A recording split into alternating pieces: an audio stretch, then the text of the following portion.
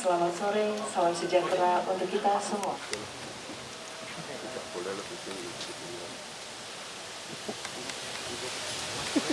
Warahmatullahi wabarakatuh. Salam sehat sejahtera untuk kita semuanya.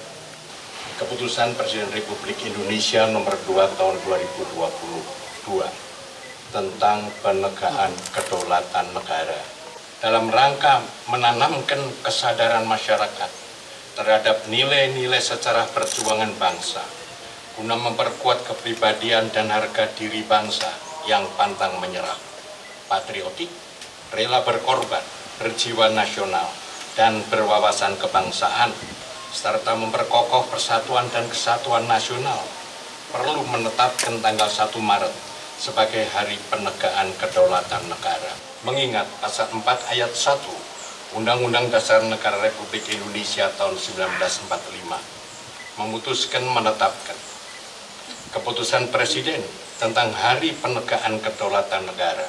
Ke-1, menetapkan tanggal 1 Maret sebagai Hari Penegakan Kedaulatan Negara. Kedua, Hari Penegakan Kedaulatan Negara bukan merupakan hari libur. Dan mungkin saya sekedar memberikan informasi sekaligus yang mungkin Bapak Ibu belum tahu, tetapi ini hanya katanya orang tua gitu. Saya tidak bisa mengkonfirmasi, ya, tidak punya bukti.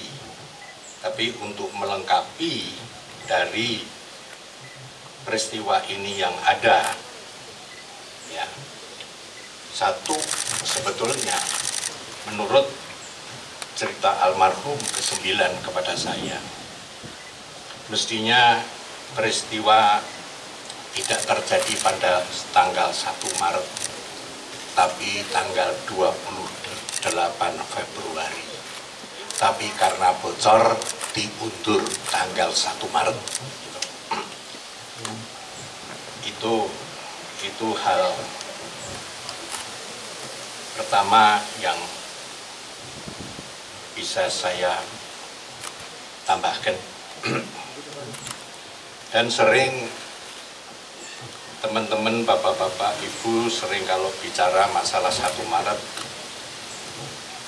hanya menyebut si Sultan Hamengkubuwono. Tapi di YouTube juga ada satu orang, lupa saya dari museum apa itu, mengatakan bahwa Sri Sultan itu orang sipil, jadi tidak bisa berkomunikasi lebih jauh karena merupakan porsi sendiri-sendiri antara orang sipil dan militer kepolisian. Mungkin itu betul, tapi orang lupa bahwa di samping gubernur DIY pada peristiwa 1 Maret itu, beliau adalah Menteri Pertahanan Republik Indonesia, dan beliau juga menyandang pangkat militer Letnan Jenderal Tituler.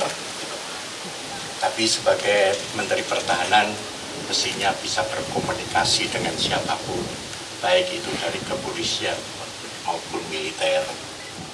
Sehingga wajar kalau beliau berkirim surat dengan Panglima Besar Sudirman, kira-kira.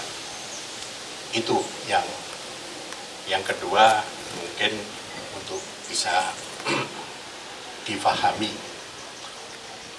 Sehingga pada waktu penyerahan kedaulatan tanggal 18 November 49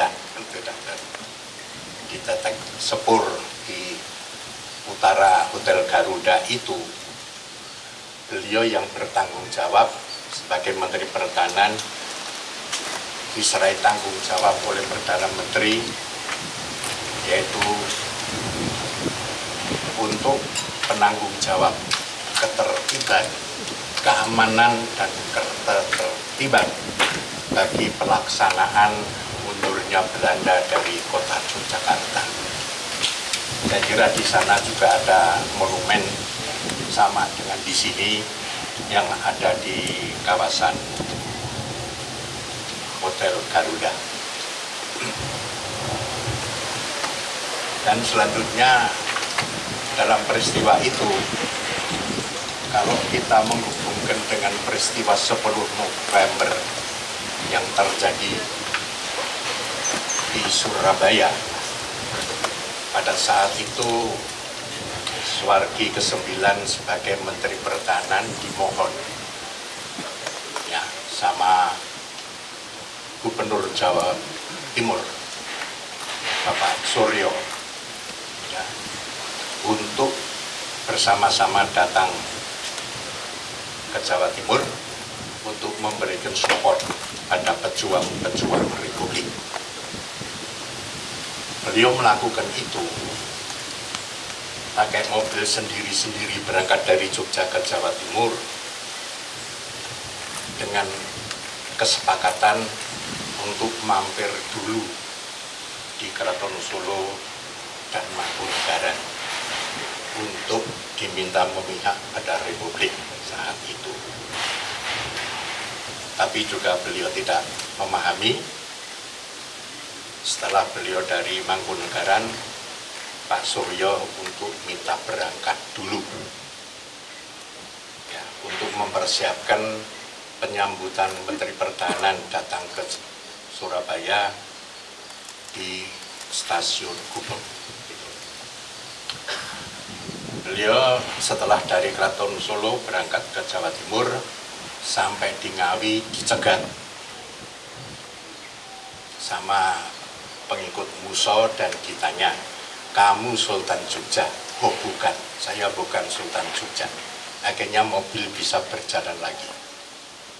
Baru sampai Gubeng baru tahu bahwa Pak Suryo kena di Ngawi, ditembak di Ngawi. Karena apa yang terjadi, ternyata mobilnya berubah. Mobilnya Sri Sultan dipakai Pak Suryo, mobilnya Pak Suryo dipakai oleh Suwargi ke-9 untuk ke Keraton Solo. Tapi saya tanya pada waktu itu, kenapa bisa berubah? Saya juga tidak tahu kenapa itu mobil saya yang dipakai Pak Suryo. Jadi sebetulnya Pak Suryo itu salah sasaran gitu. Dan yang terakhir adalah tidak betul kalau Suwargi ke-9 itu minta kepada Presiden ya, untuk pindah ke Jogja. Tapi yang betul adalah